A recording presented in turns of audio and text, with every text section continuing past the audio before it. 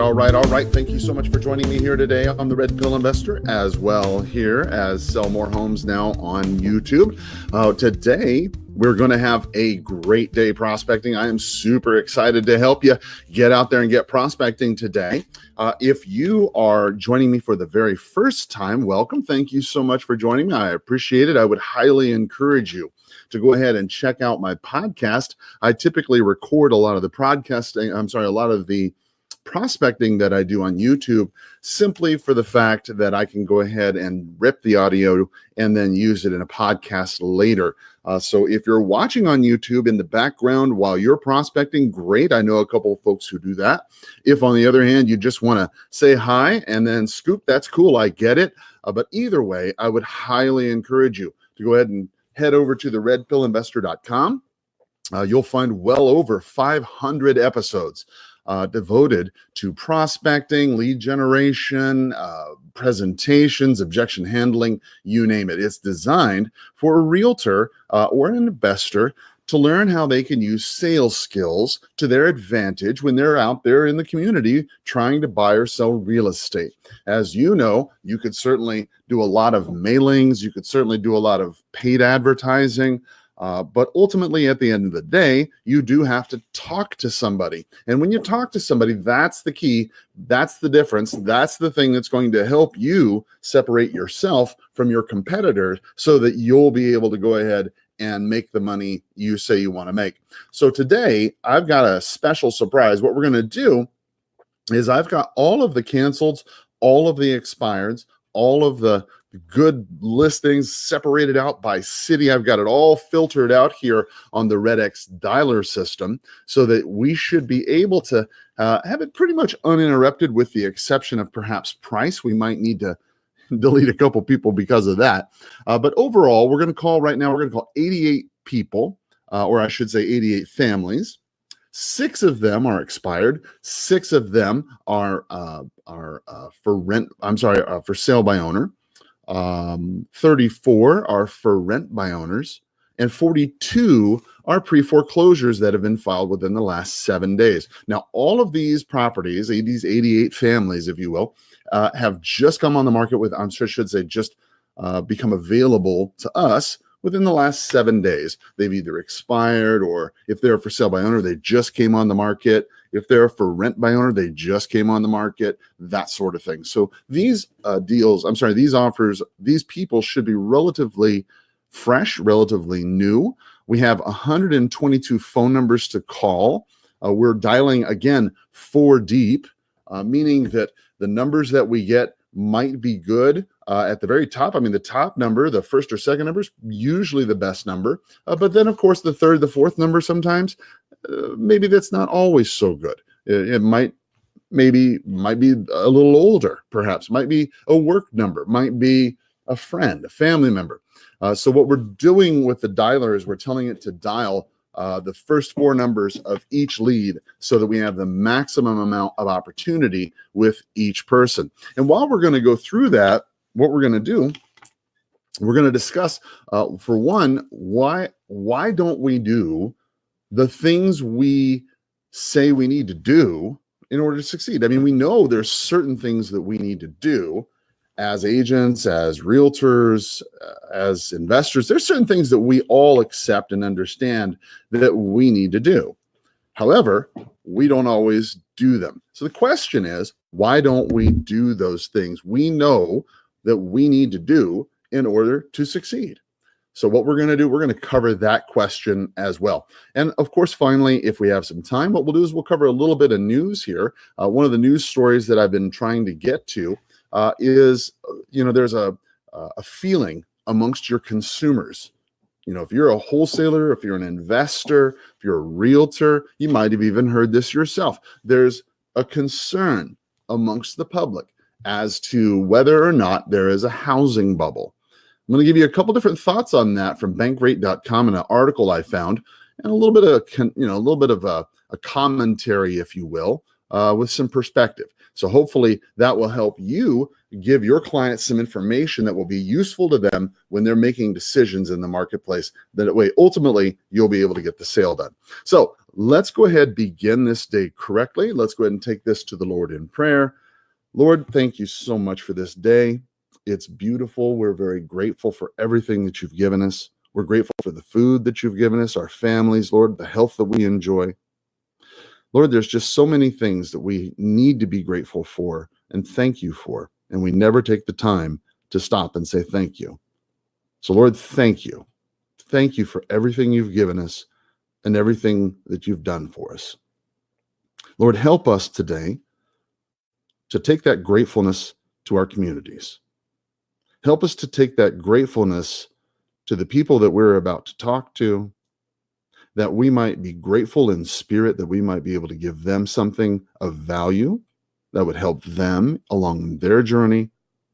That way we can all achieve more. Lord, I just ask that you'd help us, to bless this activity we're about to do, and that you would use it for your glory in Jesus' name. Amen. Okay, well, let's go ahead and press start. So let's go ahead and dial into the Vortex system. Now, ordinarily, I have it already dialed in. But today, I wanted to take a minute just to go ahead and outline specifically which contacts we were calling. That way you know exactly who we were dealing with and how many people we were calling, so you'd have a little bit of perspective, right? Now, if last night, I know many of you were probably with your families and relaxing, I went ahead and prospected. And what I'm going to recommend you do when you get time is take a minute to go over to iTunes podcasts or Podbean or wherever you're currently listening to the podcast. And I would recommend that you listen to the podcast from last night. The reason why is because there's a lot of people who tend to think that when you prospect at night, you're going to get a lot better results. So we're taking that to the test. We're seeing if that's the case. And I would recommend you go check it out because we had a lot of interesting responses last night. So let's go ahead and press start. Whammo. Show the script here. Today we're going to be, first off, we're calling, let's see here. Looks like for sale by owner. Okay. So for sale by owner appears to be first on the list.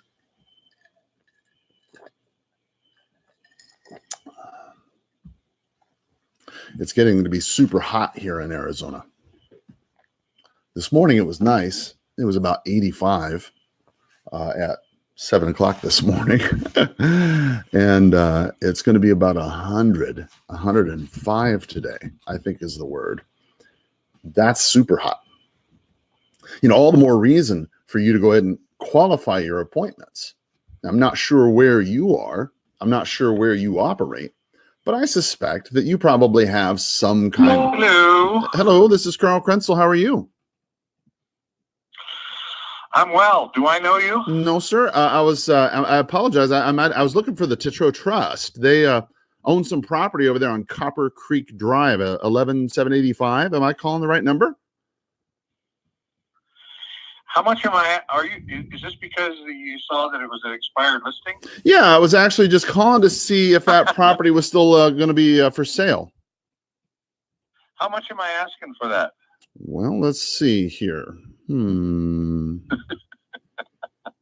Seems as though you've got a little bit of humor. I'm guessing that you've got a couple calls today already, yes?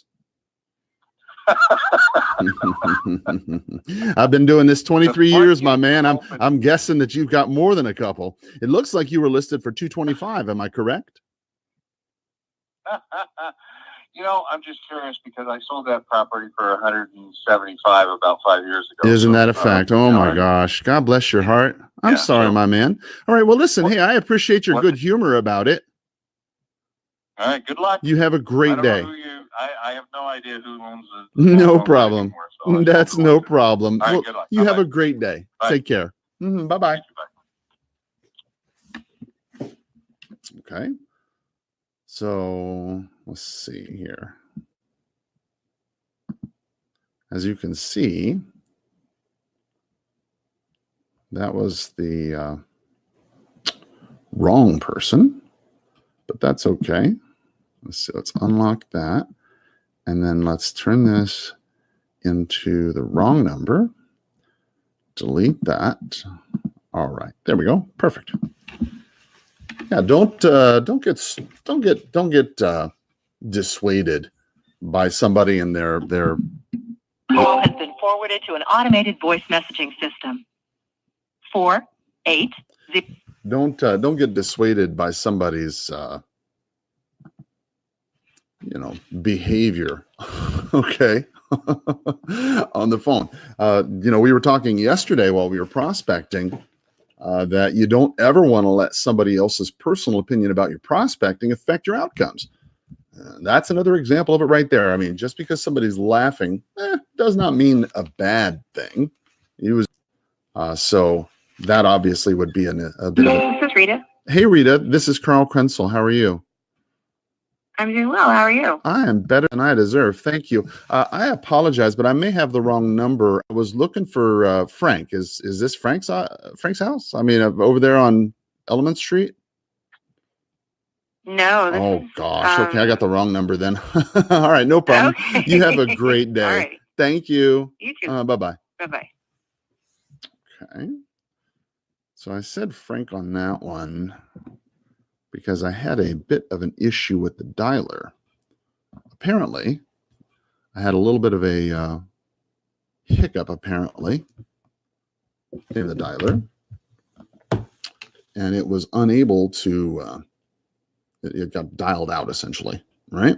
So what we're going to do right now, we're going to dial right back in. Would you like to complete this previous campaign? Yes. All right. So we're picking right back up where we left. Sometimes, voice over internet and all of these things, great technology. Sometimes you have hiccups, right? Your server, heaven only knows, right? You don't want to get too worried about it, but you certainly want to keep up and keep pushing and not lose track of where you're supposed to be, right? And that's why. Welcome to Storm. Boom. We're back. we're back in business again. Boom. All right. So here we are dialing again. All right. So let's be a little bit honest.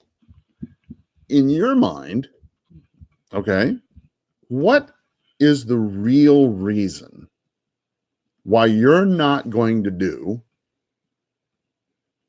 what you know you need to do in order to succeed? I want you to think this through for a minute. Now I'm going to repeat the question, and I'm going to repeat it slowly. I'd like you to think this through for a minute. Let's be honest. Okay, don't lie. You and I both know nobody listens to this podcast. Nobody watches it on YouTube. Okay. I have very few people who watch this. So we can be honest together, you and me, right? And let's be honest. Hi, you've reached Karen, speech language pathologist. What do you suppose is the real reason, okay, why you're not going to do what you know you need to do in order to succeed? For example, if you were going to bake a cake and I said to you, I need you to make a chocolate cake. And I gave you the ingredients and I gave you the directions. And I said, okay, all you got to do is crack the egg, put it in the bowl. Take the cocoa, put it in here, put the flour, put some milk, whatever it is. I don't make cakes, you can tell. But that's all you got to do. I gave you some directions for it, and that's all you have to do. And I said, and then we're going to have a chocolate cake together. What would be the real reason why you would not make a chocolate cake as directed? I mean, would you try and go out and do it yourself a certain way? Would you try and go out and add the eggs after it had been cooked? No, of course not. You'd have a mess. There's a certain way to do things, a certain procedure a certain set of precepts and understandings, if you will. If you're going to cook a cake, you got to mix the eggs before you put it into the oven. Otherwise, the batter burns and you just have a mess. That's not convenience. That's not choice. That's not preference. That's just the way it is. If you want to make a cake that tastes good, you have to add the eggs first. So what does eggs, chocolate cake, and all this have to do with prospecting and what you need to do to succeed? Well, okay, if you're a realtor or an investor, wholesaler perhaps, or both, or all of the three, right? That's my favorite. A wholesaler who's also a realtor and an investor. That's my favorite kind of person. When I say an investor, I mean like a buy and hold. Hello? Hello? Hello? Oh, hi. I was calling about that house for sale. Is it still available? Yep. Oh, great. Okay. Well, listen, my name's Carl Krenzel. I'm a broker here in town who buys properties. I was looking for the owner. I was calling because I work with a lot of buyers and sellers in the area. Just wanted to see what I could do to help you with that.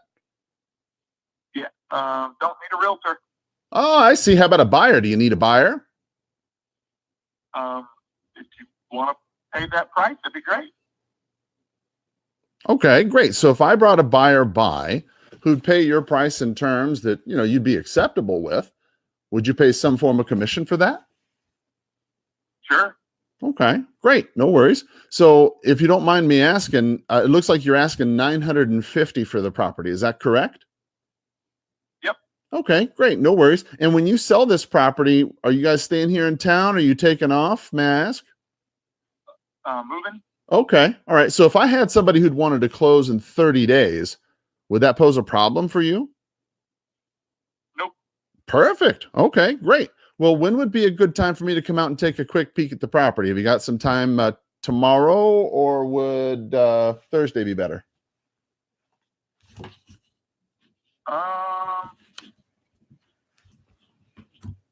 Do you have my email address? I don't think so. What?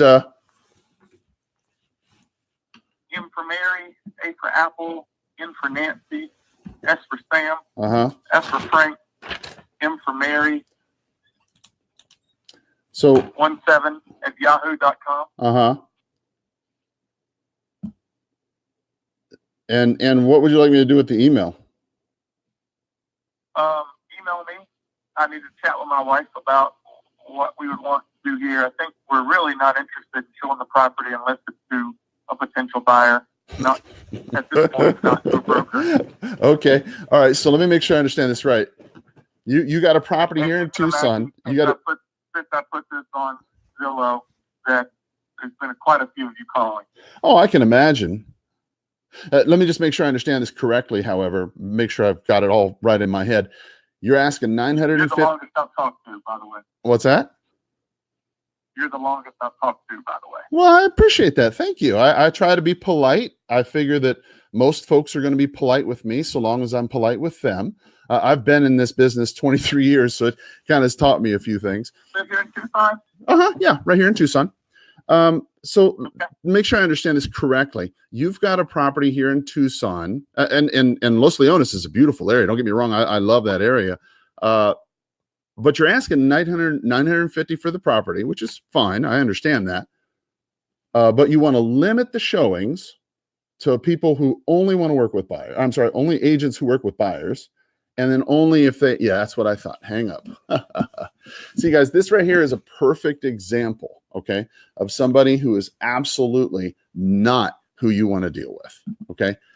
Because if they have to talk to their wife about when they should let you come over to see a property, that person is a fool, an absolute fool, okay? Now, I know that I just sinned in my heart for calling this man a fool, and I apologize. That's not what I meant. What I meant by that is it's foolish for his activities, all right? So, for example, here in Tucson, $950,000 is a heck of a lot of money for a property, all right? So it'd be fair to say that if you want to get that kind of money, you're going to need all the help you get. I mean, everything you can get. This is my belief, all right? And tell me where I'm wrong, but tell me what you think, right? In your marketplace where you are, Is it easy to sell a home? I mean, can people just put their home on the market and then have it sell like that full price, no problems, no concessions, and this just like that? I mean, is that really the way it works in your marketplace? I suspect not. More often than not, I suspect that what really is going on is you have a pooling of property on the market. You have a lot of agents who fib to sellers for sale by owners, tell them, oh, the market's great, the market's perfect, it's going to be great, don't worry, it's going to sell in no time, right? And so these poor homeowners put their homes on the market only to discover that it's not going to sell like that. Ironically enough, you know, if you're trying to reach the upper end of a price hi, this is Carl Krenzel. I was calling about that rental you have listed online. Are you still trying to fill that vacancy? I still am looking for tenants, yes. Okay, perfect. Okay, well, my name again is Carl Krenzel. I'm a broker in town who buys property. I was calling because I work with a lot of buyers and sellers and investors in the area. I was just wanted to see what your long-term plans were with that property. Oh, thanks. I'm hoping to hang on to it for a while, and my mom is actually a broker as well. So oh, how nice. What's your mom's name? Maybe I know her. Sheila Beal. She's with Long. Yeah, I know Sheila. Yeah, she's a great lady. That's your mama? Yeah. Oh, yeah, you must be so proud. Your mama loves you all half to death, I'll bet. She does. She's a great lady. Well, she is a wonderful woman. I've been in this town 23 years. I used to work at Long many, many moons ago. And so she's got a good name in the business. And that's hard to find. Good. Yeah, that's hard to find. In this business, you could probably swing a dead cat and hit several bad realtors, but your mom wouldn't be one of them. She's a good lady. So, I'm glad to hear that you're related. Very quickly, that property on Sell Tell, have you had that property as investment property for long, or did you just kind of end up with that through circumstance? I bought it to live in it, and I was going to renovate, and the renovations turned out to be a lot more expensive than I feel like handling right now. Mm-hmm. So I love the house, so I don't want to sell it, but I am going to move and put this one on hold for a little while. Oh, I see. Okay, so this property, does it need repair or no? No, it doesn't need repair. This just needs remodeling. Yeah. Okay. All right, no problem. Well, I'll tell you, that's a great place to have a rental. As far as, I know you wanted to live there, but as far as rentals go, that's a pretty nice place to go. So that's pretty good. Do you happen to have any other rental properties or properties you might consider selling for cash? No, I don't. I'm about to close on a property that I'm going to live in, and this is the only other one I own in Tucson. Oh, hallelujah. All right, listen. Well, Jamie, I appreciate you taking the time to talk with me today, and you have a great day. All right? You too. Thanks. And you be sure to stay out of this Bye-bye. heat today. It's going to be super hot, okay? Yeah, you too. Take care. Bye-bye. Bye-bye. Okay. So it's also a good policy, right? To pump up other agents in your marketplace. I know a lot of other agents tend to tear people down and talk poorly about them. But I think it's always a good policy to say positive things about other realtors in your marketplace, even if maybe you don't know that much about them. Sheila, I know a little bit about her. I might have done a deal with her. I don't recall. But her name does have a good name in this town. She's not a lady that I've ever heard anything bad about. And so it's always nice to say something nice about somebody because it does come back to you. I think that, you start out being grateful in the day. You start going out, praising other people and letting them know how good they are. Hey, I appreciate you. You're doing great. You start off with that kind of grateful attitude in your life. It's going to pay off. And even though it may not necessarily pay off with that person, hey, it's going to pay off eventually because you know what? A smile, people love working with somebody who smiles. You can't turn that away. So again, let's get back to this point where we were talking about why we don't do what we need to do to succeed. So when you think about it, in real estate, what are the things you need to do to succeed? Okay, let's just lay it out. What do you need to do to be successful as a realtor or as an investor or as a wholesaler? What do you need to do? Okay, well, let's see. You need to prospect every day. That seems fundamental to me. Hello? Hi, is Robert available? Yeah, just a minute. Yeah, thanks.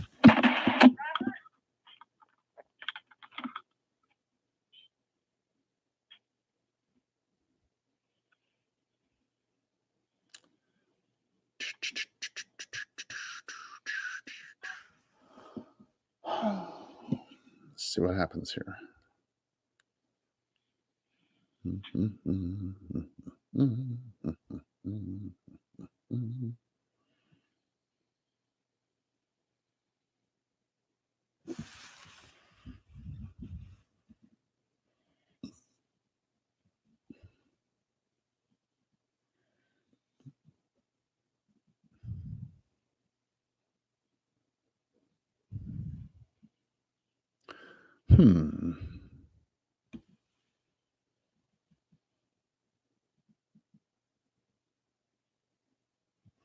Boy, oh boy, oh boy. Well, let's see. I'm not going to be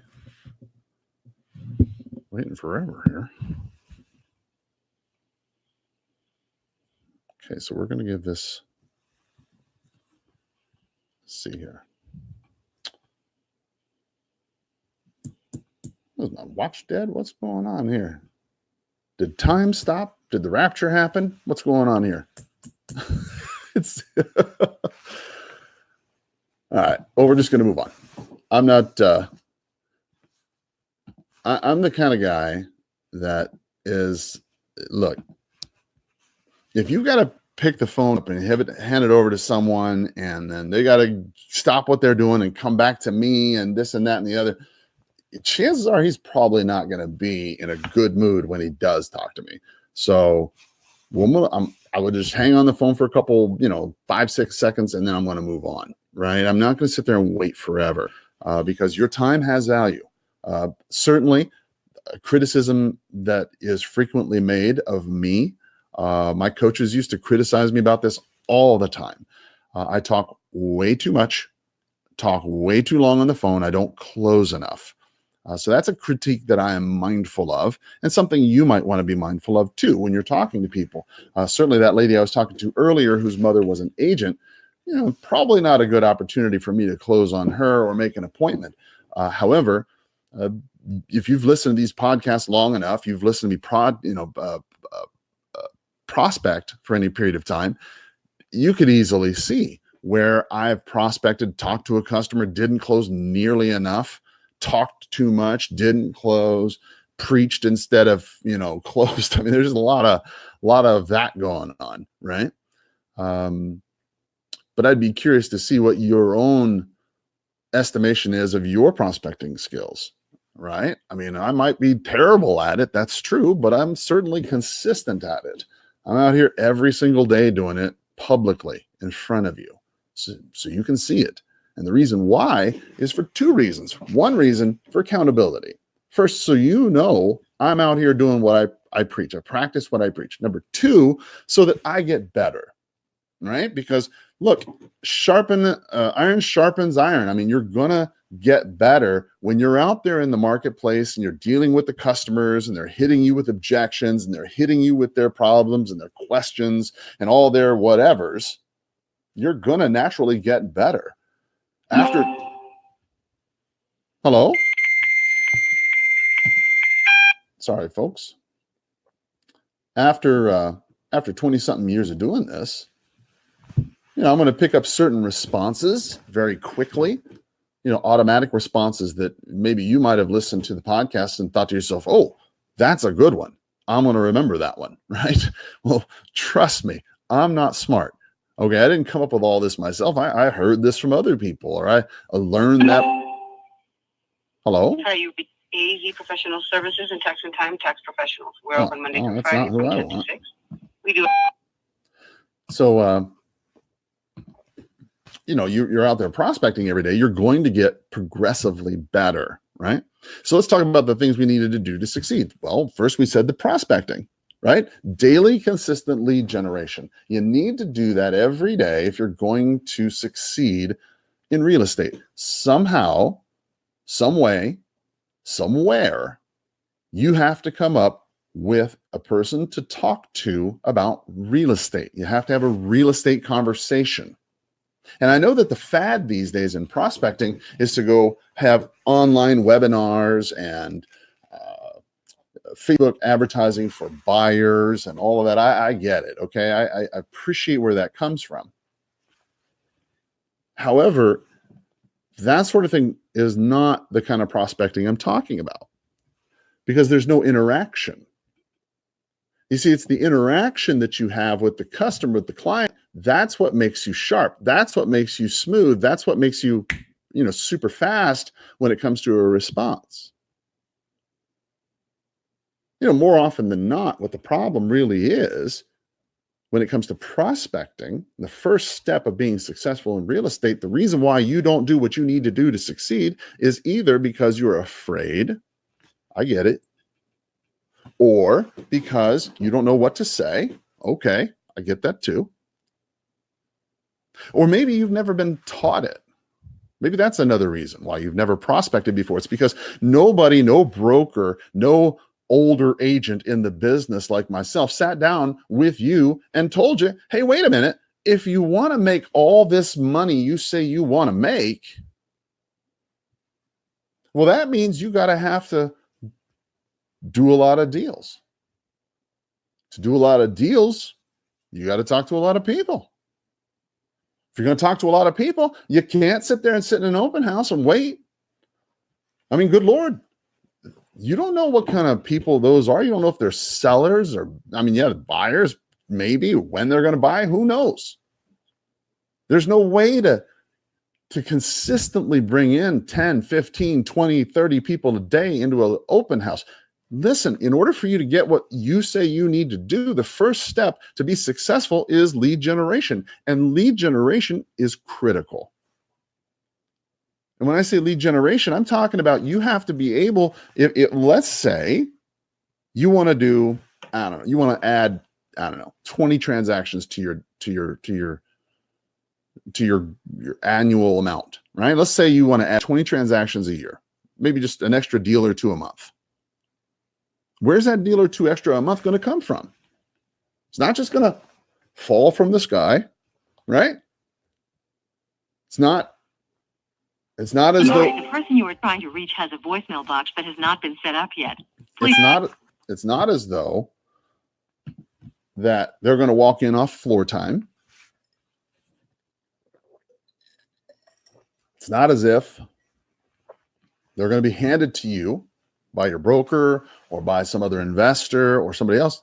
No, if you want that extra deal and a half that if you're ordinarily getting a certain amount of transactions. It's Cody. Hey, I was looking for Wendy. Is Wendy available? Wrong number. Oh gosh, I'm sorry. I was looking for Wendy. She hung up on me. Okay. All right. Let's see here. Boom, boom, boom. Okay. Resume. All right. If you want to add, let's say you're already doing, 15, 20 or deals or so a year, a deal a month a year, let's say. That's what you're doing. And you want to add another 10, 20 deals to that. You're going to have to add some kind of prospecting method to do this, right? Now, prospecting can come in the form of multiple ways. You got door knocking, you got flyers, you got open houses, you got telephone prospecting. There's a lot of different ways that you can generate leads. I happen to be a fan of this because it's easier. It's a lot more easier to control for me. It's true. You have to take a lot of rejection, but for example, if you watch this, I will find somebody who is motivated in some way that I'm going to be able to meet. For example, today, I set an appointment for a meeting this afternoon. It's just the way it works. Call in the morning, set appointments in the afternoon. They're going to call you back. It's the way it works. So the first step, obviously, is prospecting. Why we don't do it? You're scared. You don't know what to say, or nobody like me told you needed to. Okay, well, now you have no reason to be afraid.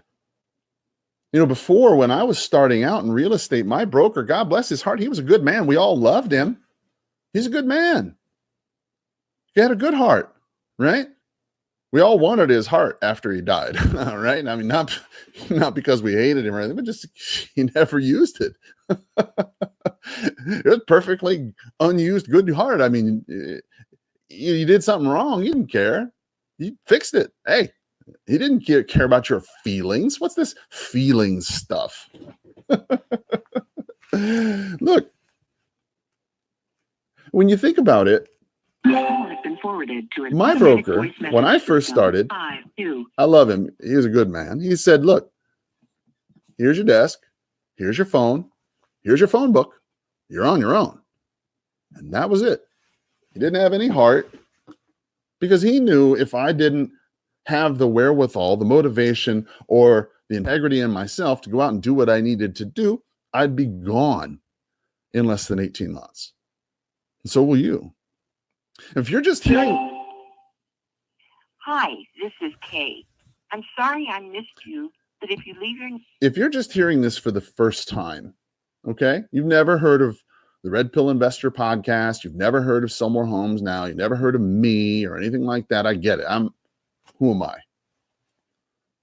But let me tell you, all right, broker to broker, broker to realtor, broker to realtor to realtor, right? If you don't get your act together within the next 18 months, if you're brand new, you'll be out of the business. You can't afford it. You might as well get a job. Get a job at Circle K. The salary job pays better and you have benefits.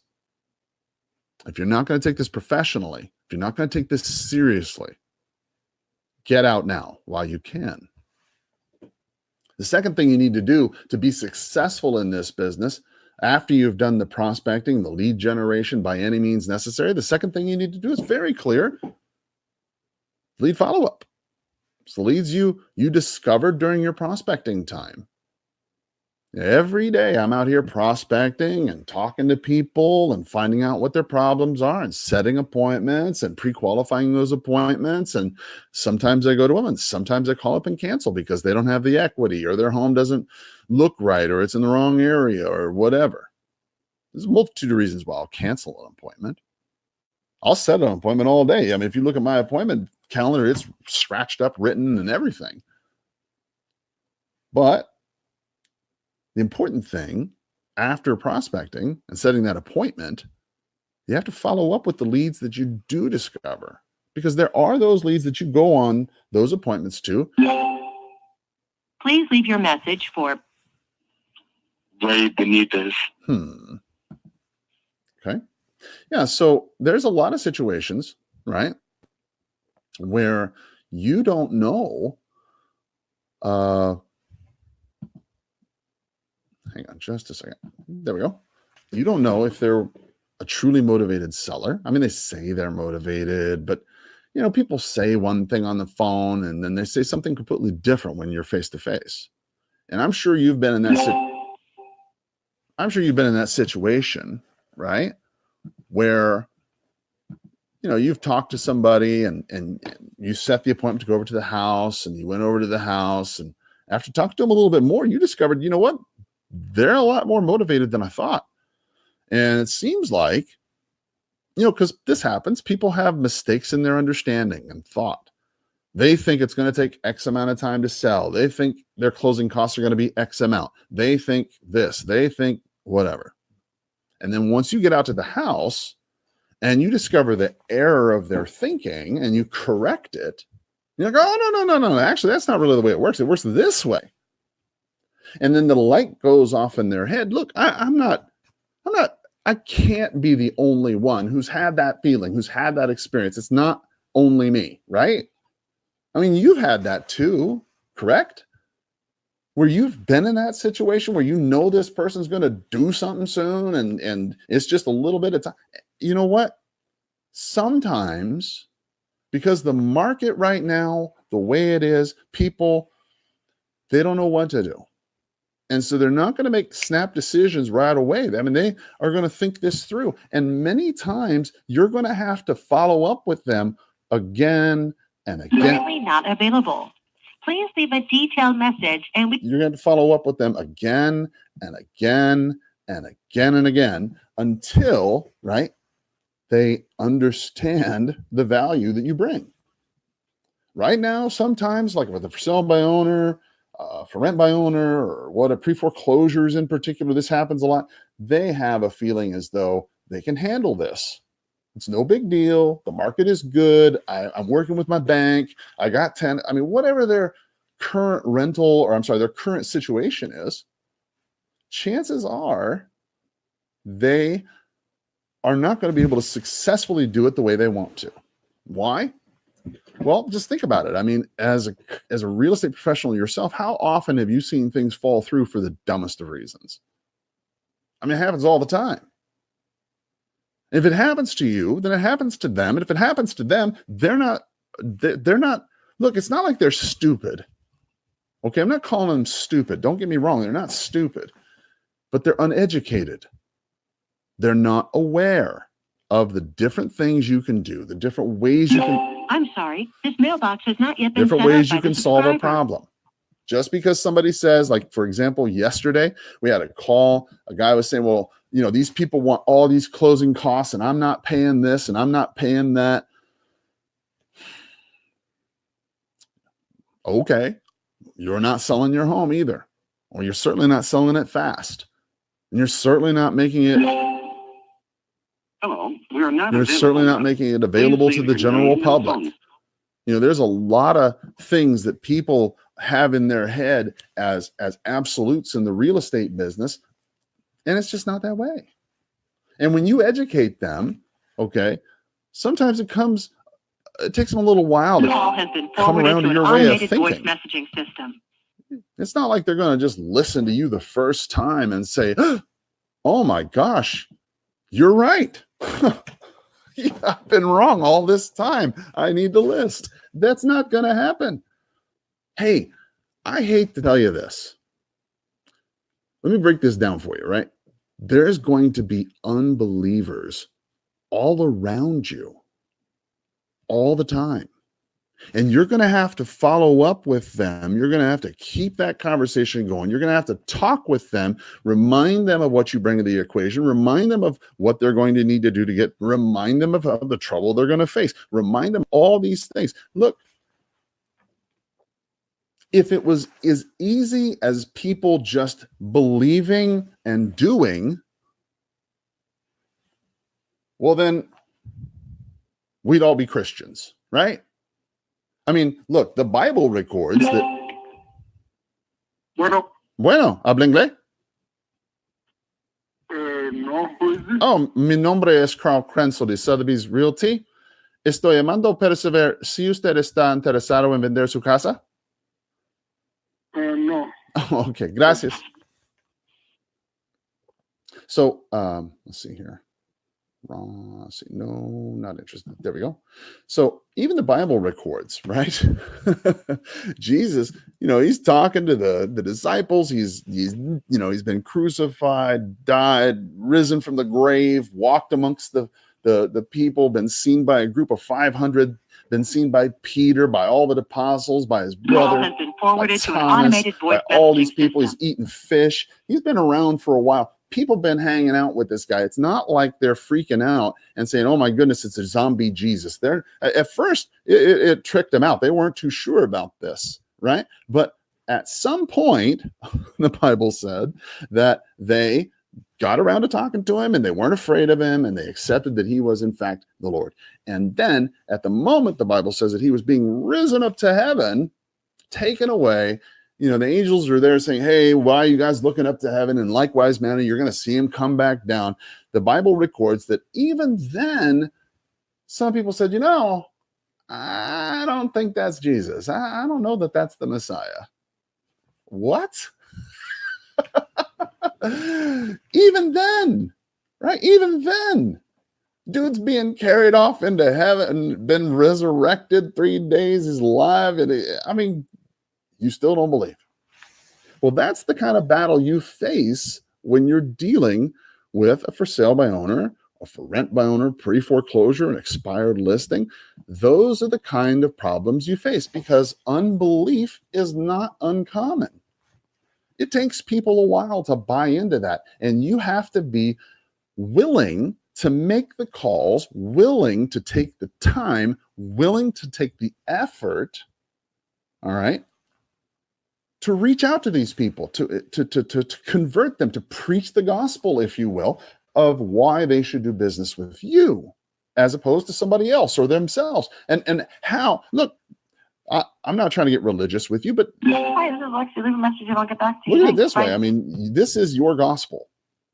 And you need to be able to tell them, look, if you don't list with me, if you don't sell your home with me, if you don't allow me to buy it, this piece of crap and rehab it or whatever your thing is, right? If you don't preach that gospel effectively, all right, that truth, they're not going to believe you. And if you don't take the time to go out and spread the gospel, spread the church, if you will, and talk to people about your good news, well, then is it really any wonder why you fail? No, of course not, because you don't want to do the things you need to do to succeed. You won't take the time because you don't want to hurt their feelings. You don't want to. Call has been forwarded Nobody to an wants automatic to. voice message system. Nobody wants to hurt 520. people's feelings, call up people and say, hey, guess what? You're going down the wrong path. You're going to lose money. You're going to take a lot longer to sell your home, and you're not going to get what you thought you were going to get. But if you list with me, if you sell with me, if you allow me to help you, I'll save the time, save the trouble, make this happen for you to where you don't even have to worry about it anymore. And isn't that really what you want? It's a question of perspective. What is your perspective? If your perspective is weak and you will not do the lead follow-up nor the prospecting that you know you need to do to succeed, you have to ask yourself, why won't you do the lead follow-up? Oftentimes it's... Hello? Hi, is Luis available? No, wrong number. Oh my goodness. Okay. I was actually looking for a fellow by the name of Luis Piedrahita. He owns a property at 5545 Moccasin Trail. Am I calling the right number at all? That's what we're renting. Oh, you're renting the property. Oh, okay, no problem. Well, do you happen to have a property number? I'm sorry, a phone number for him? No, we don't actually. Oh gosh, okay. He's the owner. Yes, ma'am. Luis Piedrahita apparently is the owner of that property. So, Yeah, okay. that's what I thought. All right. No, Well, I don't. okay. Well, no worries. Well, listen, I appreciate your time.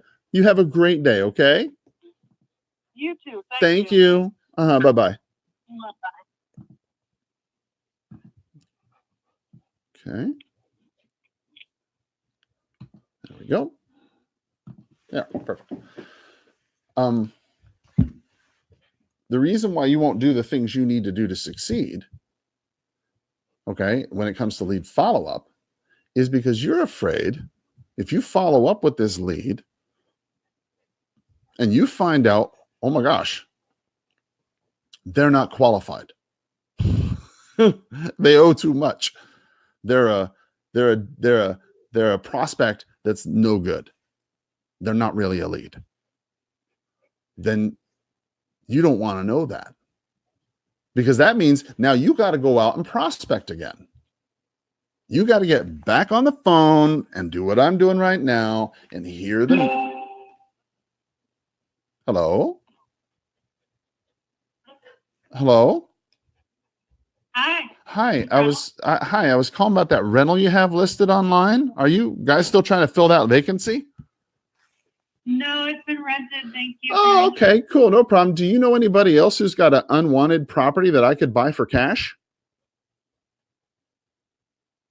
I don't. No problem. Do you happen to have any other properties you're looking to sell? No. Okay. Well, listen, you have a great day, okay? You too. Take care. Thank Bye-bye. you. Bye-bye. All right. So let's see here. Let's see, not interested. There we go. Zoom. All right, there we go. The reason why you won't do the lead follow-up, okay, is because you are afraid that you'll find out that they're not really motivated, that they're not really leads. And if they're not leads, well, then you have to go prospect again. And that's not fun. Nobody wants to do that. You know, the other step that you need to do is make presentations. You know, obviously, if you've prospected and you found, hi, I was looking about that rental you had listed online. Are you still trying to fill that vacancy? Which one? The Limberlost property. You said it was already rented out. The number 48. Well, 52. It said. I was actually calling. My name's Carl. I'm a broker who buys property here in town. I work with a lot of buyers and sellers and investors and stuff. I was just calling to see what the long-term plans were on those properties. Have you got more than one over there? We're not looking to get rid of it. Oh, I don't blame you. That's a great little area over there. Do you happen to know of anybody else who's got a unwanted property that I could buy for cash? Not at the top of my head. Okay. All right. No worries. And I'm just curious, those properties, how many of those do you have over there, by the way? Just 2. Oh, just 2 of them. Okay. All right. And did you happen to buy those as investment properties, or did you just happen to end up with them as like a circumstance? Trying to see if maybe we could talk to him about maybe doing like a 1031 exchange or something like that and getting into something a little bit more profitable than 2 little bitty condos. I mean, good Lord, we can get you into a triplex or something like that with the same amount of money. Let's talk about making money instead of wasting time. But when it comes to presentations, right? You've done your prospecting, your lead generation, you found somebody, you went out and you looked at the house or whatever, you found out that, yeah, they have some kind of interest, that you guys could work together, that it seems reasonable that this would be a good opportunity, or they have an opportunity that you could help them. At some point, you have to make a presentation. So why don't we do the presentations? I mean, we want to do presentations. We all say we want to do presentations. But how often do you really do presentations? Because when you think about it, presentations, there's a lot of presentations that goes along. You got the presentation on the phone. You know, this presentation we're making here, when I'm talking to them on the phone. If I can't be successful in this presentation with them on the phone, they're not going to let me in the house. If I can't get in the house, then I definitely can't make a presentation face-to-face. You know, when you think about it, the presentations, when you don't do your presentation, the reason why, primarily, please enter the 10-digit number of the person you are trying to reach. Primarily, the reason why you don't is because, again, of fear. You don't know what to say. You're afraid of what they might react to. You're afraid of how this might happen. You don't know how this is going to play out. Because honestly, how many people sit down and tell you what to do, tell you how to handle a situation? I mean, as you can clearly see, the fear that you're experiencing throughout your transaction is the very reason why you are failing. It's your fears. So what is this fear? I mean, fear in prospecting, fear in lead follow-up, fear in presentations. Many times, as you have reached the voicemail box of 520. Many times, as I mentioned, it's the fear of the unknown. It's not like they're going to come over the wire and slit your throat like you're in combat. No, when I went to the Gulf, when I was with the Marine Corps as a Navy corpsman, I mean, I was plenty scared. But I'm not scared of... Sorry, but the person you called has a voicemail box that is Miriam on 6th Avenue. I'm not scared of you. Goodbye. You know, I mean, people saying that they don't want to list their home. They will list their home. They'll do this or they'll do that. You know, who cares? They're not going to hurt you. So why do you fear what people say? Well, because you don't want to look like a fool. And that's the key. That's the whole key. You don't want to look like a fool. So you refuse to take the actions you know would get you where you wanted to go, because you don't want to look foolish. How much money do you suppose you would make if you knew what to say, if you knew how to handle situations, if you had somebody with you all the time? How much money would you make if you knew you couldn't lose? I mean, it'd be ridiculous, right? Well, the reason why we don't make even a fraction of that is because we fail to believe in ourselves. We're always looking for somebody else to go along with us.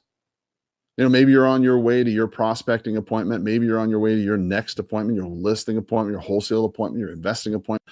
Maybe you're just sitting back in your house right now, listening to this podcast or watching this video. And you might be thinking to yourself, it'd be great for me to have somebody with me all the time who knew exactly what to do. Because then I would be 984. I'd be square. I'd know what to do, right? The problem is that even if you did have somebody there with you all the time, even then you'd still be afraid, because you'd be afraid of letting them down or not being able to do what. Please state your name after the tone, and Google Voice will try to connect you. Being able to do what was necessary at the time.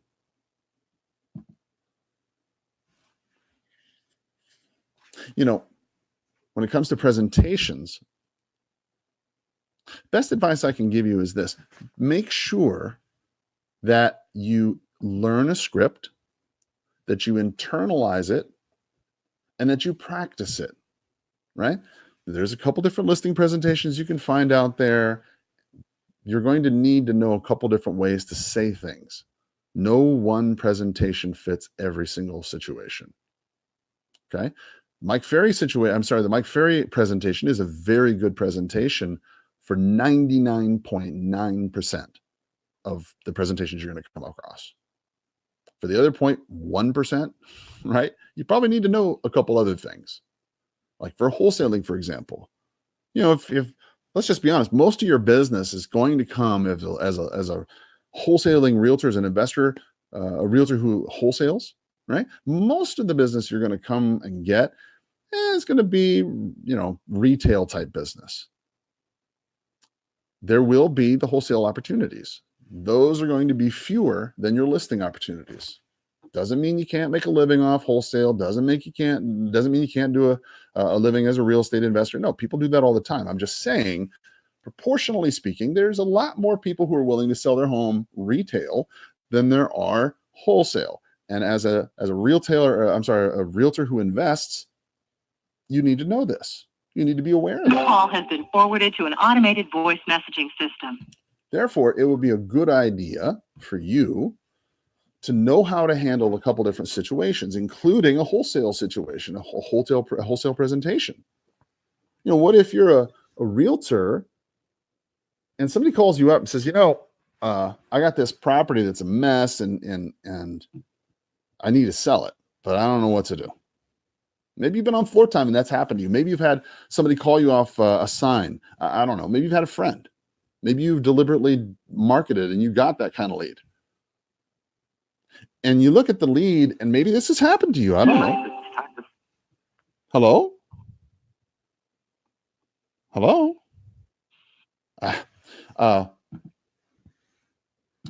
It's happened to me. Where you've set the appointment thinking it was going to be a wholesale deal, gone out to the presentation, and you discover, what do you know? It's not a wholesale deal at all. This is actually a retail type deal. Or honestly, somebody could buy it for more than I could pay for it and live in it and do the work, because the work that needs to be done is not really remodeled. Please state your name after Remodel the tone, type and work. Google Voice will try to connect. Right? It could be something else. So if that's the case, you need to know how to do a conversion from a wholesale transaction to a listing transaction, right? In the presentation part of what you need to do to succeed, how do you handle that problem if you're a realtor? I mean, what do you say? Tell me what you say. I'd love to know. Please state your name In the after comment tone, box and down Google below, Voice I'd will try to love connect for you to put down in there what you say to person who is you're a realtor. You go to the house. It's a wholesale transaction. You're thinking when you get there, it's not really a wholesale transaction at all. It's really a listing. And you are a listing agent. You take listings. You want to take a listing, but you want to convert this from a wholesale appointment to a listing appointment. How do you do it? If you don't know how, you're going to do what I did, right? You're going to wing it. I mean, that's what we do, right? Call has been forwarded to an automated voice messaging system. The good news is you don't have to learn how to do that because I've already done it. I in that book that I wrote, Real Estate Investing for Realtors, I devote quite a bit of time to that particular subject. When you think about this wholesale to retail type transition, how you Hello. Hi, I was calling about your house for sale. Is it still available? Yes, it is. Oh, perfect. Okay, well, my name's Carl Krenzel. I'm a broker here in town who buys property. I was just calling because I work with a lot of buyers, sellers in the area. I was just wanted to see what I could do to help you. Well, I just put the house up for sale today, so I don't really have anything to discuss. Well, I don't think that's probably accurate, but I appreciate where you're coming from. I'm curious. You're saying you just put it on the market today. Is it 318,000? Is that correct?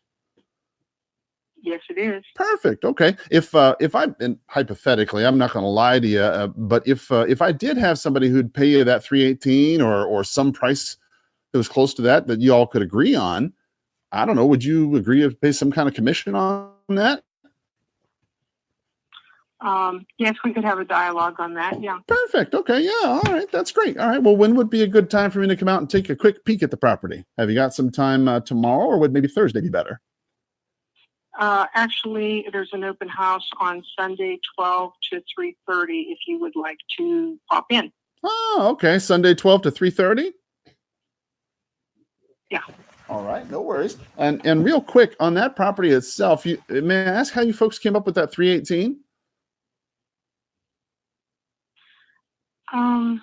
I think that's a fair value for the home.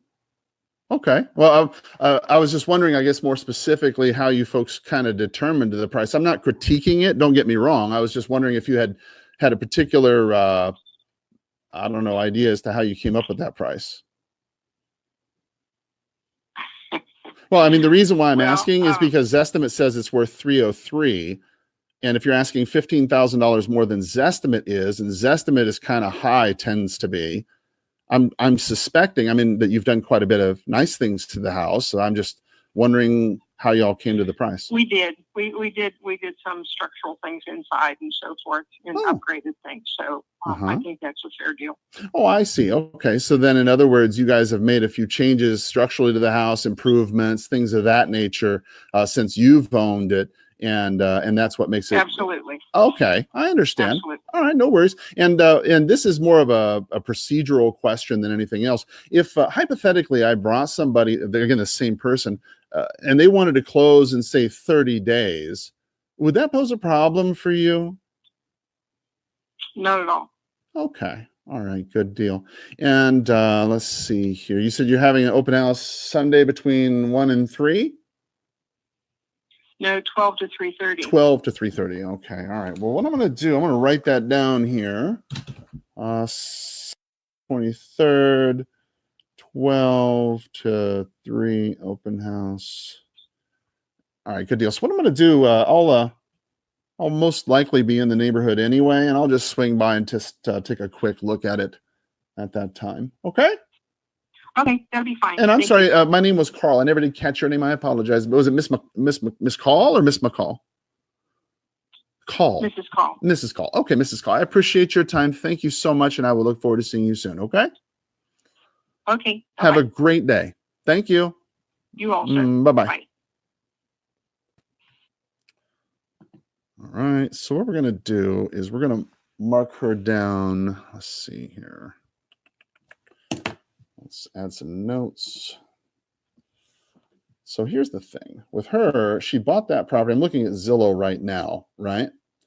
She bought it May 5th, 2017 for $255. And now she has it on the market 63, I guess, is that $63,000 more? Yeah, $63,000 more than what it was for sale when she bought it. So what she's simply saying is she's done some work to increase the value of this property 24% in, let's see, 17, 12 for 24 months. Yeah. So essentially she's saying it's gone up 1% per month every month for the last 2 years. Yeah, that's really what this is working out to be. She bought it at 255.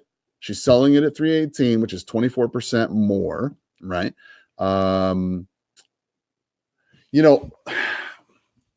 Look, this is one of those situations when they say that they're having an open house, right? That's fine. I mean, if I'm in the neighborhood, I might stop by. I'm not particularly concerned about this particular deal because I'm not 100% certain that they have the equity that's required to pay me. I mean, when you think about this, okay, look, when you buy a property, okay, it takes on average 5 years for you to be able to gain enough equity for you to turn around and then sell it with a realtor, pay your closing costs, make your money, right? And the reason why I'm talking about it this way is because this is not an investment opportunity. Her property is in good shape. It's not got any, I mean, as an investor, what am I going to do? I can't remodel it. I'm not going to rent it out. Lease option, things of that nature, it's not in the plan. That's not going to work. So, the best thing I think you can probably do in that situation is go ahead and just tell them, you know what? Okay, great. I'll do some research and I'll get back to you. Right? That's probably your better option. Finally, handling objections and this issue of the listing conversion and wholesale transaction. Right? That's why I wrote that Real Estate Investing for Realtors book. It's right there available on my website at the Red Pill Investor. It's $25. It's well over 100 pages. It's designed specifically for that so that you can learn how to take this and apply it to your business. We've gone ahead and called all the expireds that are brand new, all the canceled, all the for sale by owners, all the pre-foreclosures. Let's see here. Let's go ahead and take a look at the dialing report and see what we've done so far. Not too good. Not too good at all. So we've got so far 59 leads, 88 calls made, 10 contacts, no appointments. We were on the phone for 53 minutes. Oof, not too good. All right, well, I'll tell you what. So let's go ahead. We're going to call some more people here. Right, close that. And open this. Right.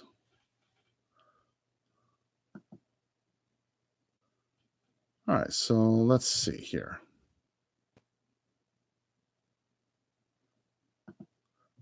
All right, we're going to call some of these geo leads here.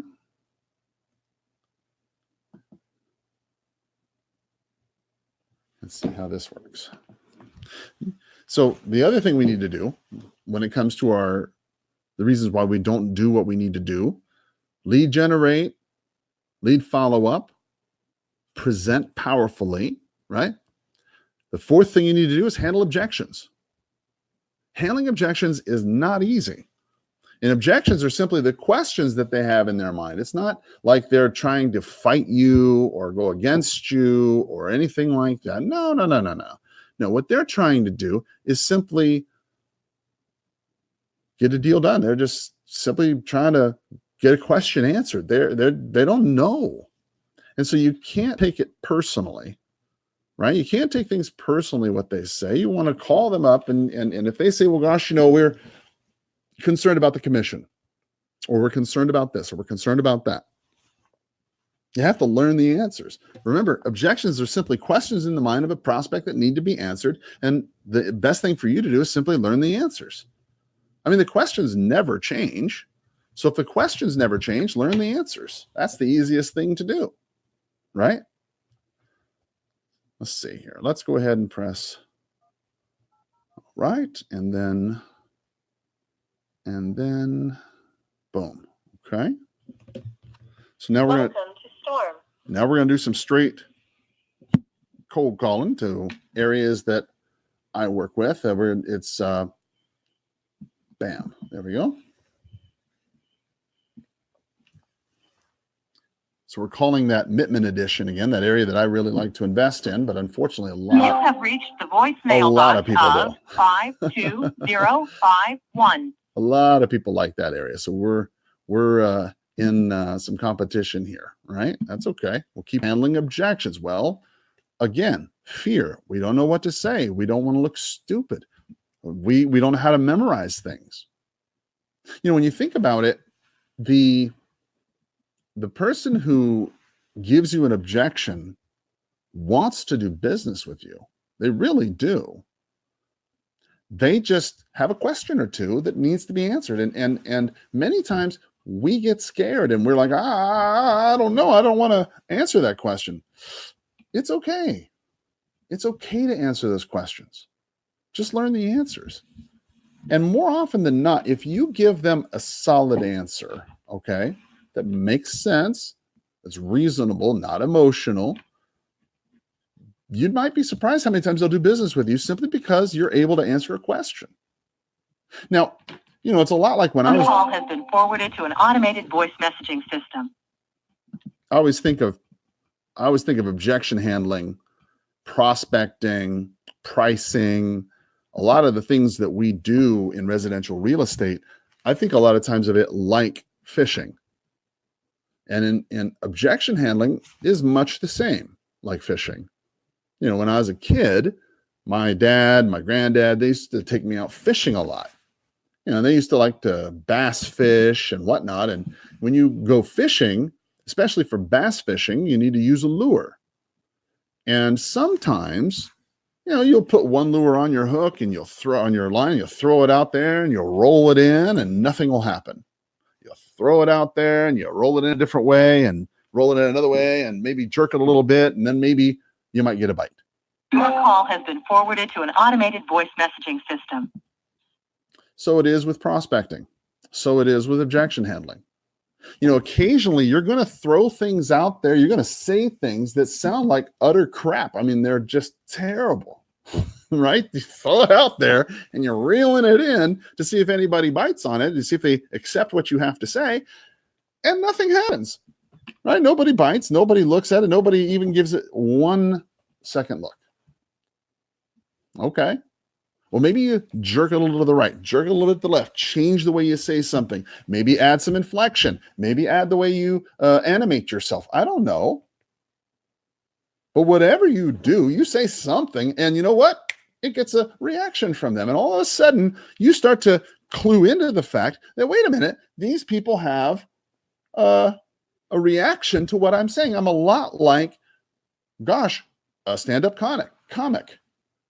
A stand-up comic will gauge his audience's response to his comedy routine by the laughter that they give him.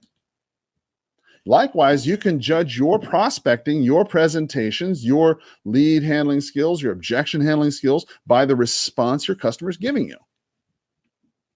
If you are giving a prospect a line, you're giving a prospect a presentation, you're giving a prospect an idea of a service or something you could do for them, and they're giving you crickets in return, then something has to be changed. And you change it up a little bit, you need to know more than one thing to say. Right? Because if that lure doesn't work, well, okay, fine. Let's just go get us another lure. Let's find another way to say something. So if they say, well, gosh, we don't want to pay a listing agent. We don't want a listing agent. If you only have one way to respond, well, you're going to have problems. But if you have multiple ways to respond to that problem, well, gosh, now you've got multiple ways of handling it and more than one way that they might listen to you. How many objection handlers do you know For someone who says, I don't want to pay a commission, how many objection handlers do you know as an investor when somebody tells you we want to think about it and get back to you? How many objection handlers do you know? Can you come up with? How many ways can you handle somebody who says they want more money? If we're going to be a little bit honest, and the real reason why you are not going to do what you need to do to succeed, we could take a hard look right here. Because you're afraid of confrontation. Hello. Are you afraid of confrontation? Are you the kind of agent, the investor, the wholesaler who's afraid to confront a homeowner over their errant way of thinking? Is that who you are? I mean, gosh, when I think about this,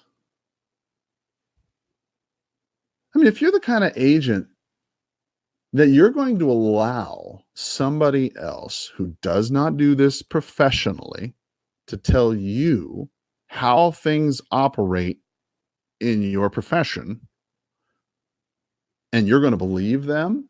Your call has been forwarded to an automatic voice message system. 52. I have my suspicions. I have my suspicions about you. If you're willing to take what somebody else says about your prospecting, your objection, that they have an objection to you and you don't know how to handle it, and they're saying, yeah, you're right, we don't need to list, or we don't need you, we don't need to pay a commission, and ultimately you fold, you could be costing them money. Maybe you shouldn't be in the business. What about this one? Finally closing. If you've prospected, you found leads, you made a presentation. Robert, I'm sorry that I missed your call. Please leave a After their presentation, they looked at you, they had a question or two, their objections. You handled their objections. You answered their question. They're satisfied. They understand. Oh, okay. All right. Yeah, it makes sense. Okay. What's the next thing you need to do? Close. Close. It's pretty simple. Close. But that's the final step when we're talking about the sales process. That's the final step you need to take, is to actually close on the people you're talking to. When would be a good time for us to get together? Would Monday or Tuesday at 5 be better? Well, whatever your close is. But you have to be able and willing to make an attempt to get what you want, to get what they want, right? Because they can't, look, you have to have, this is a belief issue. This is back on your worldview, on the way you see the world.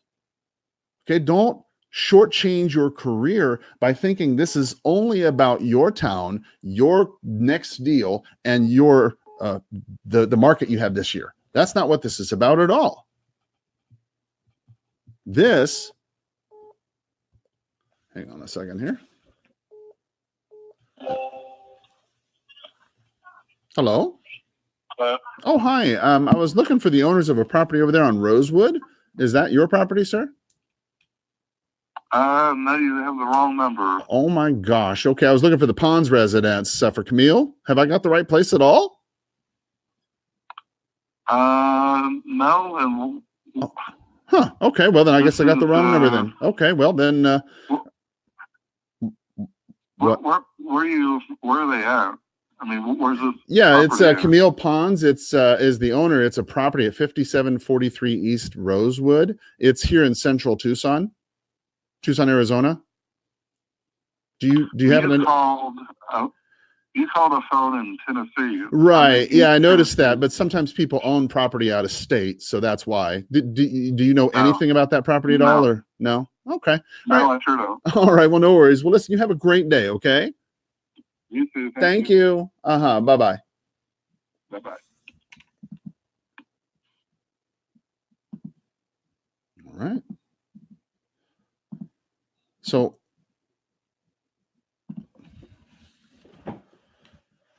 you would be shocked as to how This few call has been forwarded to an people automatic voice actually message system. close. 52. I mean, closing is not something that typically happens. Typically, people, what they'll do is they'll say, well, okay, here's the information. I want you to think about it. And then you just get back to me when you're ready. That's what a lot of people do.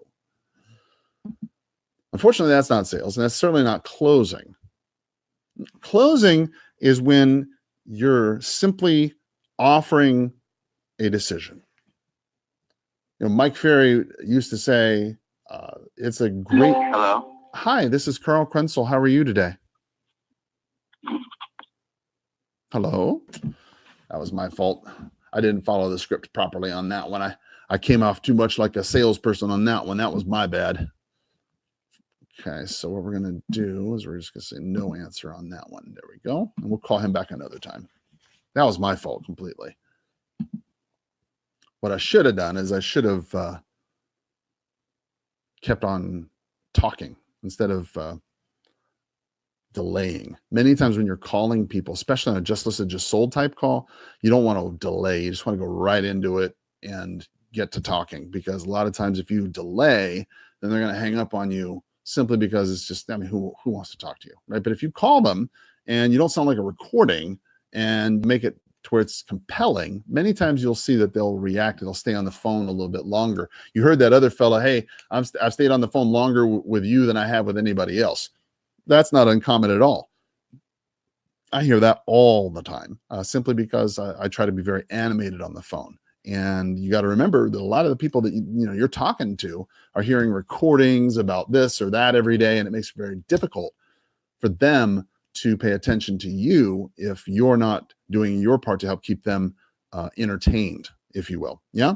So when you think about it, the final step of closing, what you need to do to succeed, that is something that a lot of people don't do. Mike Ferry taught me that it is the closing is a natural ending to a great presentation. I mean, if you did what you were supposed to do, right? Remember, from the very beginning, you lead properly, you generated the lead properly, you followed up properly, you presented properly, you handled their objections properly, you got them under contract. What else is there to say? There literally is nothing else to say. I mean, why couldn't you just say, guys, and I've said this, guys, look, I've said everything that I could say. I've told you everything that you taught me to tell you.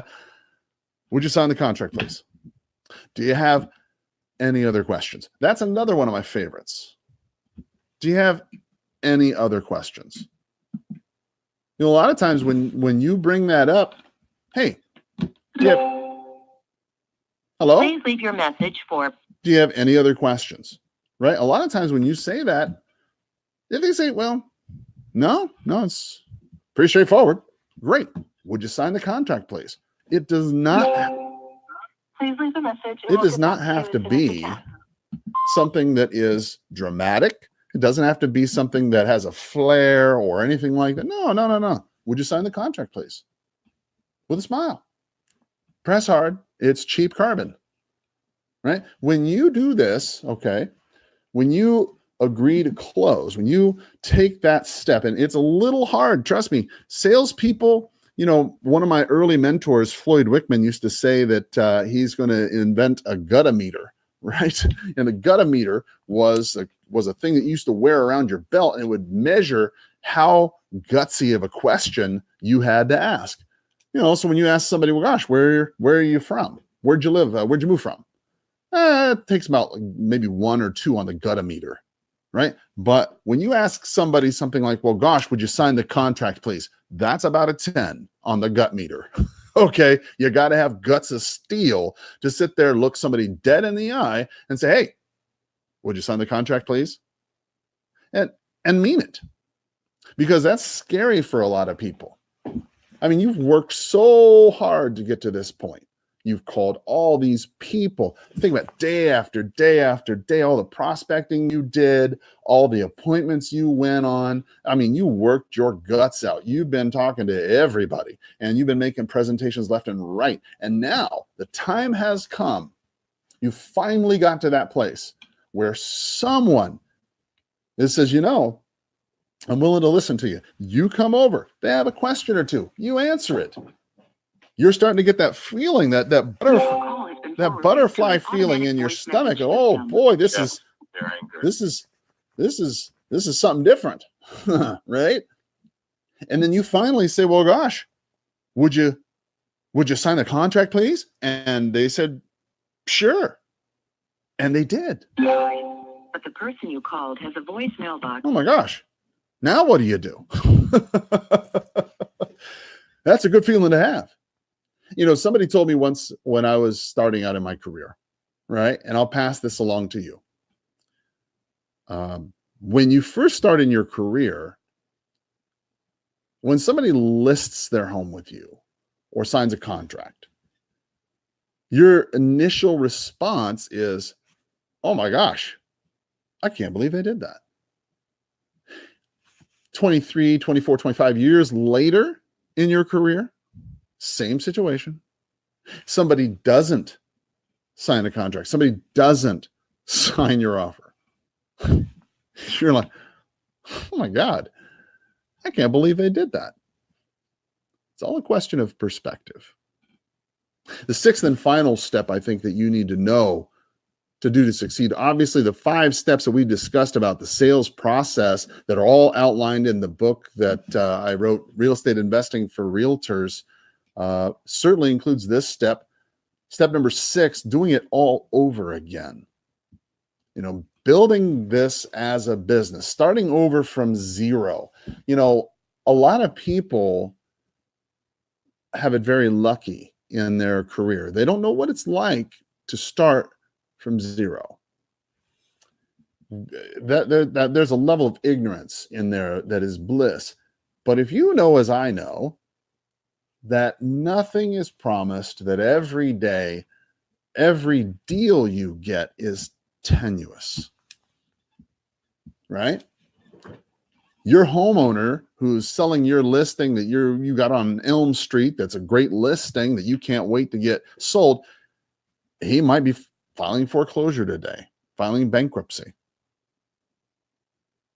Maybe that buyer that you're taking out this weekend to go buy property, well, God forbid it, but maybe something terrible happens to them. I mean, I've had buyers get under contract, get ready to close, and something fatal happened to them. I'm not saying that that's what happens, but I'm not trying to scare you, but it happens, right? Buyers, sellers, houses burn down. There's storms that knock trees over on roofs. There's banks that are greedy that try to steal people's homes and foreclose on them before they have the right, which freezes everybody's money. Look, bad things happen. And any one of those things could stop your transaction and prevent you from making money. And that is the kind of career we live in. You chose this. You chose this. Call has been forwarded to an automated voice messaging system. James Smith. Remember, you chose this. The number. You said you wanted to get into real estate because you could make big money. You got into real estate because you said you wanted to have your own hours. You didn't want to have a boss, right? And now you find yourself fighting for your life in this sales process. You're out there generating leads every day, listening to lead follow-up, trying to make presentations. People are telling you no. And when they do, your call has been forwarded to an automated voice messaging system. I'm sorry, when they do tell you yes, you list their property, get it under contract, whatever. Sometimes a deal just falls apart and there's nothing, I mean, nothing you can do to solve it or stop it or prevent it. Please leave your message for... You know, if that's the way we do business, it sounds like sometimes it's just a lot easier for us to quit. But I have some good news for you. The good news is to prevent you from having this feast or famine, this great day versus terrible day, this horrible existence versus the life you say you want. The thing that will allow you to get what you say you really want, that will allow you to start all 5 of those things, the sixth thing you should do. Please leave your message for 5. The sixth thing you should do is start every day at 0. Every day. Start every day at 0. Again, I'm going to ask you, let's be honest.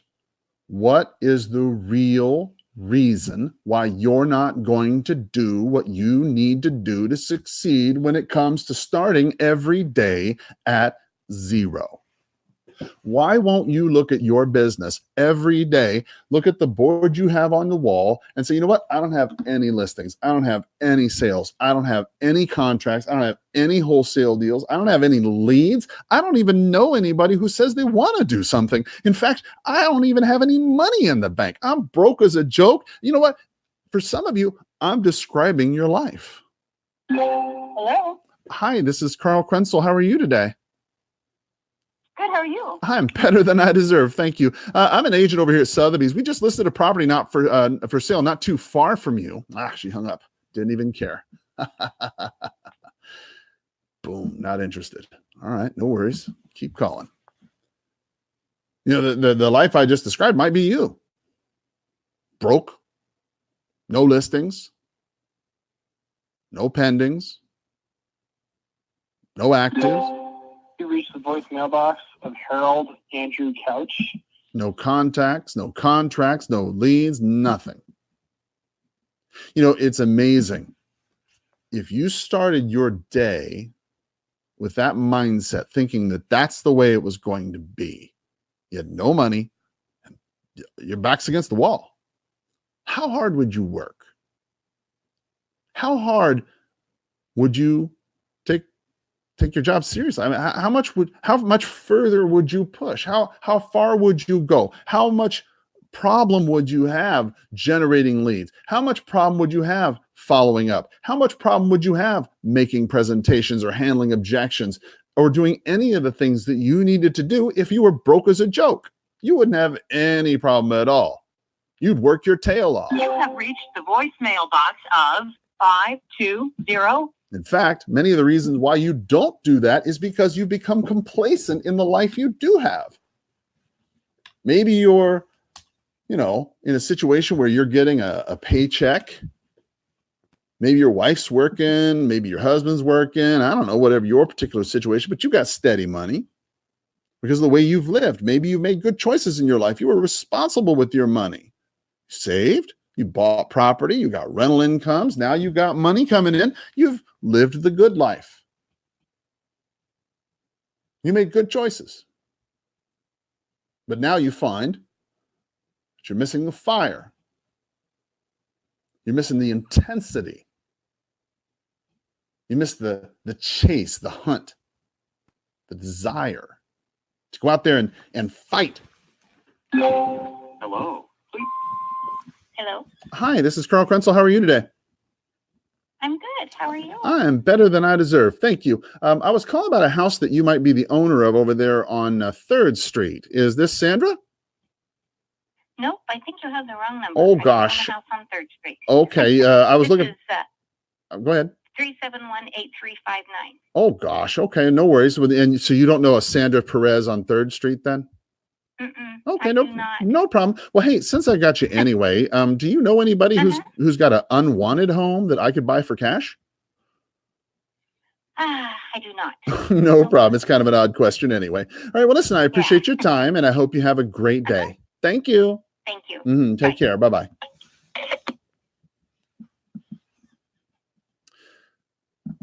Let's see here. Wrong number. There we go. All right, resume. Maybe it's because I'm a guy. Hello, you have reached Becky. I am unavailable to answer my call. But I tend to think that one of the attractive things about real estate investing and real estate itself is that it is dependent upon your ability. I mean, if you win, if you get the listings, you get the deals, you get... obviously got me at a time when I can. If you win, well, then you win because of what you did.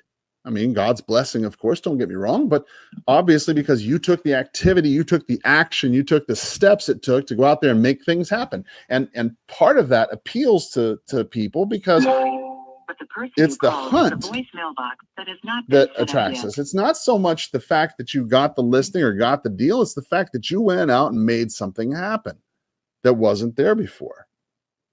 Some people take a lot of personal pride in that. I do.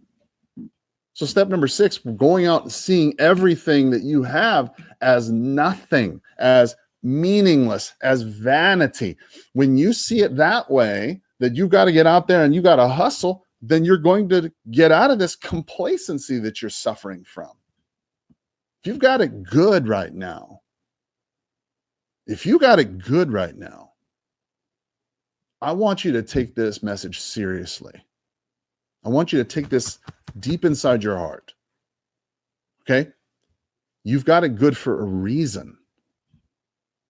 It's because of the actions you took. It's because of the things you did, the steps you took. Hello. Hi, this is Carl Krenzel. How are you? Sherry? I'm good. Who are you? No problem. My name's Carl Krenzel. I was looking for Sherry Brabham. She is it Sherry? Yes, it is. Oh, perfect. Okay, well, Sherry, I'll be real quick. My name's Carl. I'm a broker here in town who buys property. I was calling about that property you own over there on 4th Street. Yeah, you guys seem to send me mixed messages because you're looking at another property that's not mine. Oh gosh. Okay, I'm sorry about that. All right, so you don't own the property at 5625 East 4th?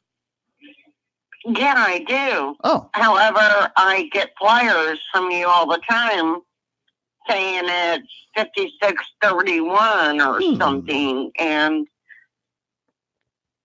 I would like to get off your mailing list because that'd be great, but I don't mail anybody.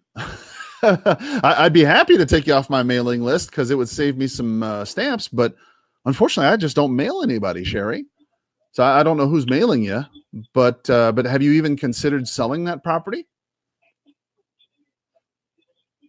I have, but I'm not looking to do that until next year. Okay, no problem. And then it might be on the market. Okay. Well, I can't blame you. I mean, that's a great little area in there. I was looking for something in there myself, actually, to buy as an investment. And is that an investment property for you, or are you guys just living there? No, I own it, lock, stock, and barrel. However, I'm not crazy about the neighborhood. Oh, I'm sorry to hear that. So you said you're thinking about selling it next year, you say? Yeah, at the beginning of next year. Okay, no worries. I'm curious why next year as opposed to, I don't know, 2 years or from now, or maybe a month from now. Why right after the first of the year? Because my husband died and I need to figure out where I want to go from here. I understand. Yes, ma'am. I completely understand that. That's something you want to take very slowly. I remember when my father passed away, my mother was in the same sort of scenario, and we gave her the same counsel. You know what? Just take a few months to, relax and come to grips with what's going on. And there's no need to make any immediate decisions. So I certainly appreciate where you're coming from, and my condolences for your husband. How long were you married? Forever. Oh, God bless your heart. I'm so sorry. I can't even imagine what that must be like. My wife and I, we've only been together for 7 years, and I can't even imagine what that must be like if you've been together for quite some time. So God bless your heart. I'm very sorry to hear you, Sherry. Okay. All right. Well, listen. Well, be good to your wife, yes, and you stay in it. Yes, ma'am, forever. I am. Yes, ma'am, I am. It is a very rewarding situation to be in. Oh, God bless your heart, Sherry. You're going to make me cry. Stop that. Oh, okay. Sherry, listen, Don't screw it up. I won't. Any way. I won't. Either of you. I won't. And I'm going to tell you one thing, Sherry. I'm going to pray for you today. I'll pray for you and your husband tonight. Okay. Okay. Thank you. God bless you. Take care. Bye-bye. You as well. Bye-bye. Bye.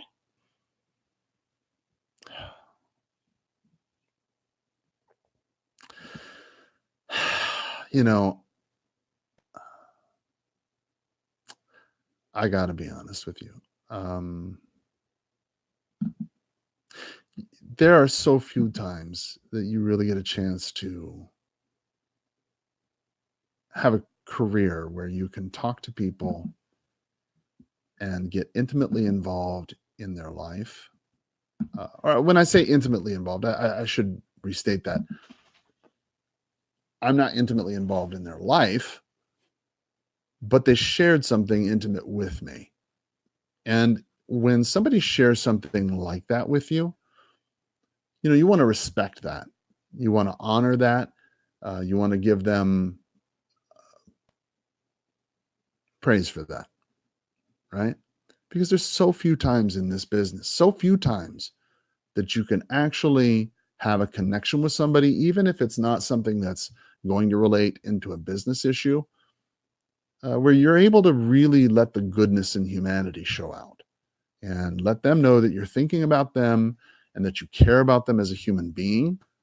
There's just so many evil people in this world, and so many wicked people who do and say the worst that society and civilization can bring out.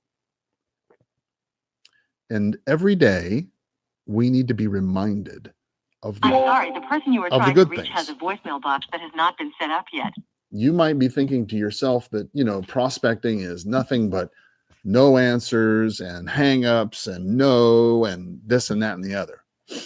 But I am here to tell you that there are times when you prospect people, you're going to make that connection, and that's rewarding, because every now and again you're going to come across that person. I've done this happen You have reached at the least a voicemail couple box times in my of career. 5202. At least a couple times in my career it's happened where I've met somebody who was a for sale by owner, listed their property. We got to form a good relationship. I was able to help them well. And then one of the spouses passes on. And then they invite you to the funeral. They invite you to the funeral as not as a realtor, but as a friend. And that means a lot. And then I had it happen one time. That same family that invited me to the funeral, when the mother had passed away, the children had called me and asked me to attend. That means a lot to me. Maybe it doesn't mean a lot to you, but to me, that means a lot. That is what helps me go in this business. That's what helps me to continue to do the things that You have reached the Jarms residence. that we need to do to be successful. Because you're not always going to get those people who are going to be grateful or gracious or helpful. It's not guaranteed that you're going to find those people.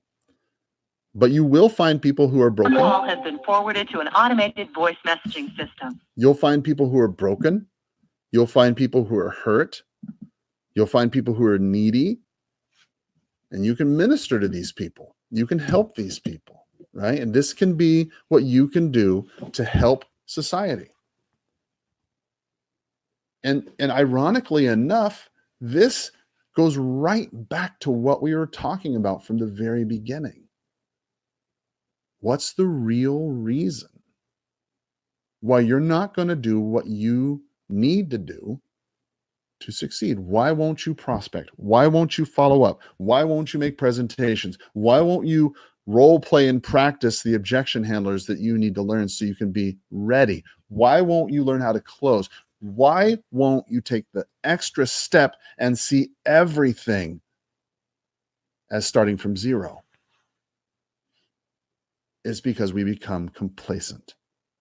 It's because we become used to doing the same thing. When you realize that you're in this for something bigger than yourself, that's when you are going to take this seriously.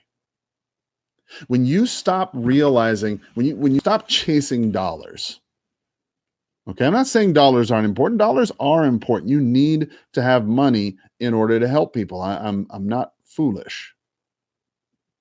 But when you stop chasing dollars and start chasing transactions and the people that are in them and how you can help them, I think what you'll discover is you're going to get the dollars you want if you're willing to find the people that need your help.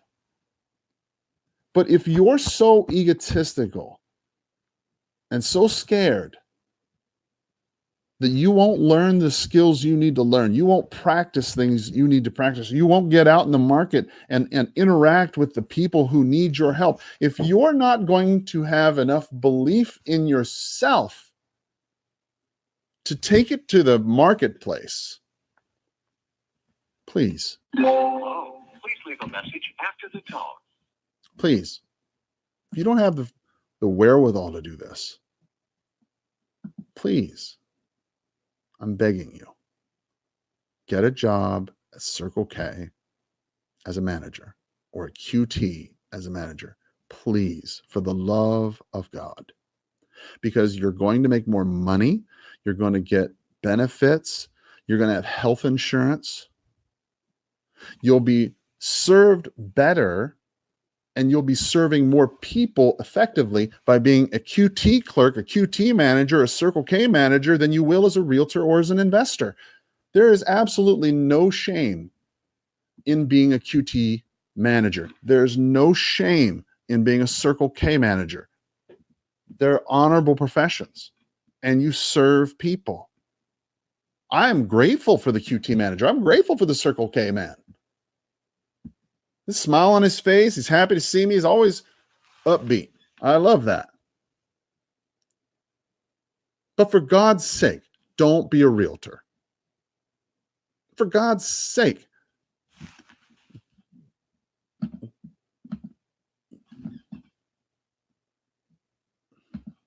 For God's sake, get out of the real estate game. Because the reality is, you're hurting the customer. You're hurting the customer. You really are. You're not allowing them to be served.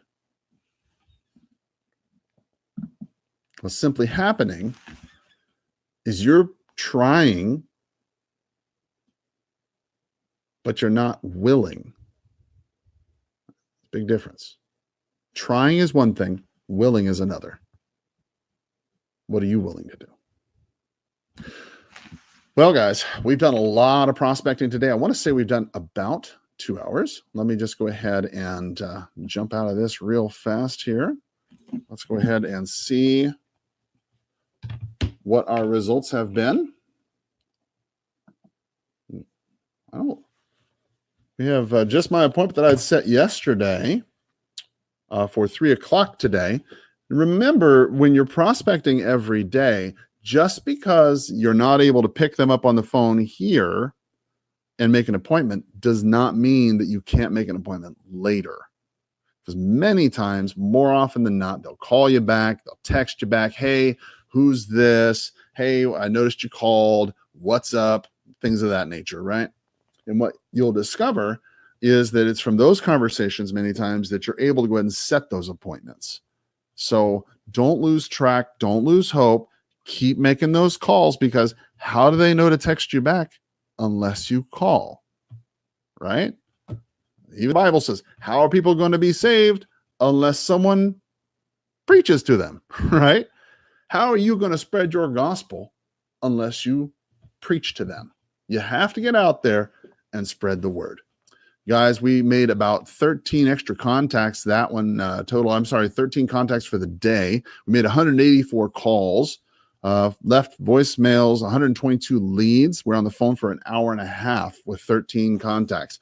It is 10:15 right now, so I'm going to go ahead and stop this for right now. A little bit later on, might do some evening prospecting. We'll see what happens then. Until next time, I'm going to ask you to go ahead and pay attention to the podcast. Go ahead and download this podcast. I want you to listen to this again. All right. This is a critical podcast. I feel you need to hear. You need to understand this fundamentally, why you're not doing what you need to do to get the money you say you want. Well, guys, thank you so much for listening to the podcast. Listen to it a couple times, especially at theredpillinvestor.com. If you wouldn't mind, would you do me a favor? Head on over to carlbuyshouses.com. Just drop in there, take a quick look around, and then jet on out. You know, that helps me when people use that link. It helps me because it helps increase the content rating. It helps increase the ranking there because people keep clicking it and using it and checking it out. And obviously, it adds relevance.